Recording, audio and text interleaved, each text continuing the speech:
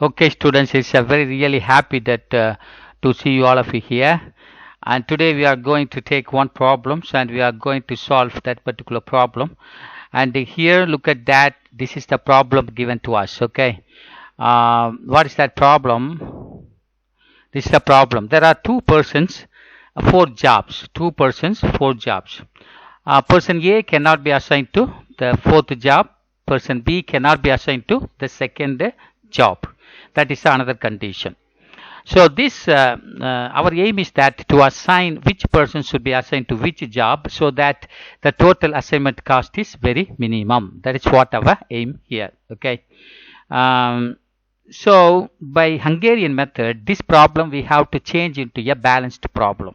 Here only it is an unbalanced problem actually. Given problem is what? An unbalanced one. Also it is a restricted one. So we have to change this into balanced problem. Also we have to change it into an unrestricted problem. Okay. How I am doing that? Look at that. So I am adding the two rows. And calling it as dummy rows or dummy persons D1 with 0 as the assignment cost. Okay. So if we add the two rows with the dummy two rows, you'll get 4 rows. Am I correct? So thus the number of columns equals the number of rows. So this way we can change the number of rows to 4 and we can change this unbalanced problem a balanced problem. Okay. First step. Second, A cannot be assigned to fourth job and B cannot be assigned to second job. So in that particular cannot be assigned, we are having a dash because we cannot assign. So in that particular places, unassigned places, we are substituting infinity value. Okay. So unassigned place, you substitute infinity value. So mathematically, this particular matrix and this particular matrix have equal value, equal sense. So without loss of generality, this matrix can be written like this. Okay. So that is the first step in Hungarian method. We have changed the given problem, an unbalanced and restricted problem, into a balanced problem and unrestricted problem. So first step is over. Then what is the next step then? We know that usually once you change this, the next step is row-wise reduction. Row-wise reduction means what? You take least element in each row and subtract that from other elements in the same row. In this particular problem, in the first row, the least number is 1. So subtract that from other elements. What you'll get? 1 minus 1, 0. 2 minus 1, 1. 3 minus 1, 2. Infinity minus 1, infinity. Take the next row, which is the least element, 5. Subtract that 5 from all other elements here. 5 minus 5, 0. Infinity minus 5, infinity. 10 minus 5, 5. 7 minus 5, 2. So you do here also, you will get 0 minus 0, 0, 0 minus 0, 0 minus 0, 0 minus 0. The least number is 0. So 0 minus 0, 0, 0 minus 0, 0, 0 minus 0, 0, 0 minus 0, 0. So row-wise reduction is over. Now coming to the next step is what? Column-wise reduction. Am I correct? So what is column-wise reduction? In this particular matrix, which is the least element in the first column, 0. Subtract the 0 from all other elements. 0 minus 0, 0. 0 minus 0, 0. 0 minus 0, 0. 0 minus 0, 0. Next column, which is the least element, 0. So 1 minus 0, 1. Infinity minus 0, infinity. 0 minus 0, 0. 0 minus 0, 0. Next column, what is the least element? 0 is the least element. 2 minus 0, 2. 5 minus 0, 5. 0 minus 0, 0. 0 minus 0, 0. Last column, which is the least element? 0 is the least element. Subtract that from all other elements. Infinity minus 0, infinity. 2 minus 0, 2. 0 minus 0, 0. 0 minus 0, 0. So this is column-wise reduction we say. column wise reduction. Now you come to the next step, that is what? Drawing the lines, DL, drawing the lines through maximum number of zeros. So what we have to do is that in this particular matrix, starting from maximum number of zeros occurring rows or columns, we have to draw the lines across the column or rows. Okay.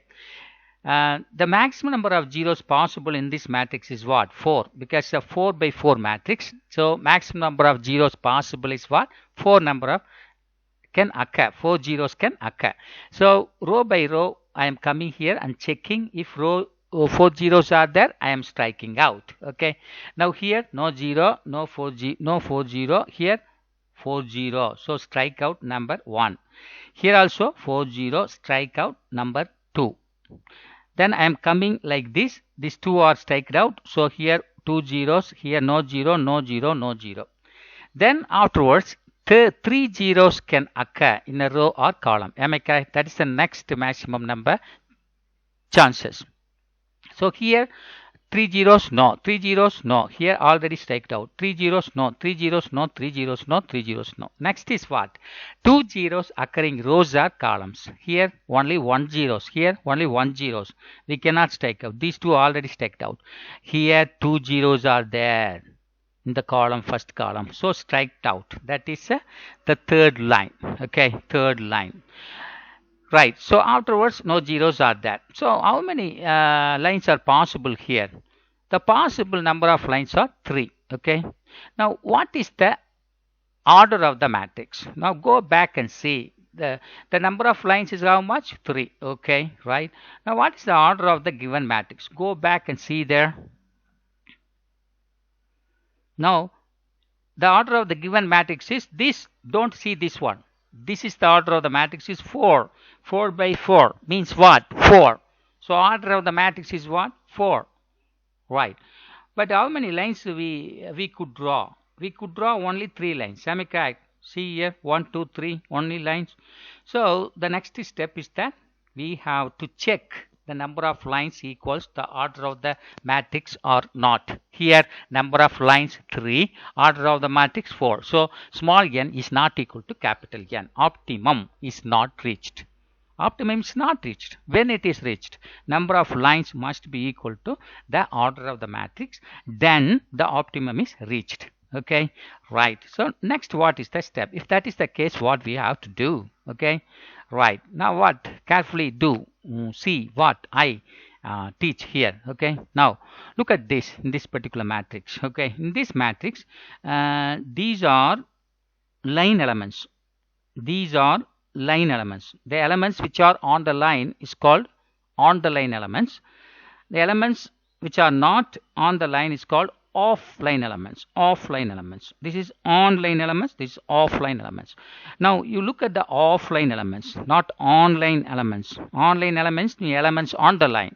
Offline elements means number of elements which are not on the line. Okay, they are off the lines.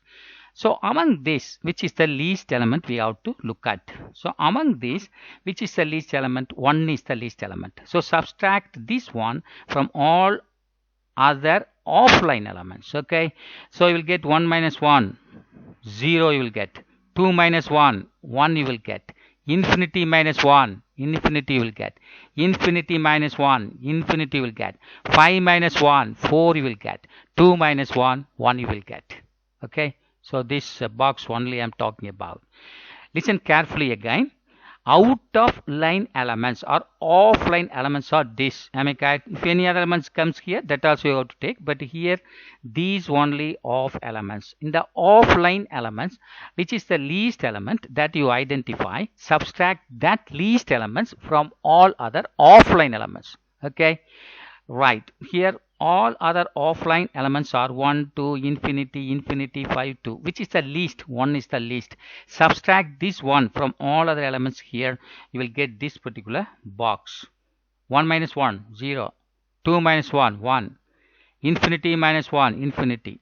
Infinity minus 1, infinity. 5 minus 1, 4. 2 minus 1, 1. Okay. Out of line elements. Right. That you have done. In the intersecting point, what is the least number that you have to the intersecting place, what is the least element that you have to substitute. So what you are seeing there, the intersecting point, this is one intersecting point, this is another intersecting point. This least element you have to substitute that. So here one will come, here one will come. All other elements we have to write as it is. All other elements we have to write as it is. So we are getting here 0, here 0, here 0, 0, 0, 0, 0, 0, 0, 0, 0. That's what a new matrix we are getting. Okay. Right. So for this new matrix, we have to draw the lines again. As I told you before, through maximum number of lines, we have to draw. We have to draw through maximum number of zeros. We have to draw the lines. Okay. Right. Now, maximum number of zeros, possible zeros are here. What? 4 zeros. Am I correct? Yes, because it's 4 by 4 matrix. So 4 zeros are possible here. That may come in any rows or any columns. Okay. Right, here no 40, no 40, no 40, no 40. In this column, no 40, no 40, no 40, no 40. Now come to the next 3 rows, 3 0 occurring rows or columns. Here only 2 0, here only 1 0, here 3 0 comes first line, here 3 0 comes second line. Come column wise, no 3 0, no 3 0, no 3 0, no 3 0. Okay, right. Now next one is what? 2 0 occurring rows or columns. So 2 0 occurring rows are what? This one, number 3. So here only 1 0 is there. Then this is already take out. Here no 2 zeros. Now 1 0 occurring rows or columns we are searching for, and we see that the second row comes second row, that is number 4. So now what we see there, number of lines equals the order of the matrix. Number of lines equals the order of the matrix. So this is what is the meaning. The optimum is reached. Why optimum is reached? Because the number of lines we have drawn equals the order of the given matrix. The order of the given matrix is 4. Number of lines we can draw is 4. Therefore, small n equals capital N implies optimum is reached. So once optimum is reached, what is the next step? The next step that assignment, the optimum assignment we have to do. Optimum assignment we have to do here. Okay. What is an optimum assignment? This is the 8th step. Of course, that is the last step in our solving this type of problem. Here, A, B, D1, D2 are the workers. D1, D2 are the dummy workers we have taken here in order to make the unbalanced problem a balanced problem. And here 4 jobs are there. Okay, I am taking A. If I take A and assign to first job, then I have to strike out this first job. I cannot give to you the B person. Am I correct? Because one person, one job only. If I give this job to this person, then I have to strike out this. I cannot give B to this. So I cannot give anything here. So 4 persons should be given to 4 jobs. So what I am doing there, I am assigning this first.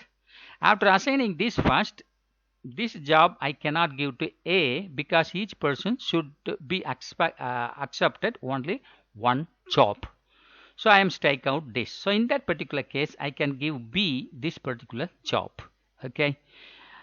Right. So I have given A person second job, B person first job. Now come to the dummy person here.